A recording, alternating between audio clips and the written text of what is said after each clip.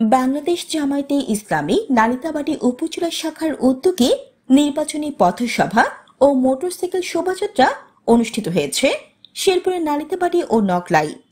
বৃহস্পতিবার বিকেলে শহীদ মুক্তিযোদ্ধা মঞ্চে এই পথসভায় উপজেলা জামায়াতের আমির মাওলানা আফসার উদ্দিনের সভাপতিত্বে প্রধান বক্তা হিসেবে বক্তব্য রাখেন শেরপুর ২ নকলা ও নালিতাবাড়ী আসনে জামায়াত মনোনীত সংসদ সদস্য প্রার্থী মোহাম্মদ গোলাম কিবরিয়া ভিপি।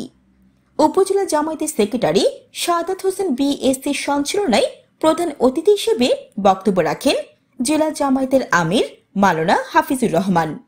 এছাড়াও জেলা ছাত্র শিবিরের সভাপতি আশরাফুজ্জামান মাসুম, সাবেক কেন্দ্রীয় ছাত্রনেতা ফারদিন হাসান হাসিব, নকলা উপজেলা আমির মাওলানা গোলাম সারোয়ার উপস্থিত ছিলেন। পথসভা শেষে প্রায় ৫ শতাধিক নেতাকর্মী ও সমর্থকদের অংশগ্রহণে একটি মোটরসাইকেল শোভাযাত্রা নালিতাবাড়ী থেকে নকলা গিয়ে পথসভার মাধ্যমে শেষ হয়।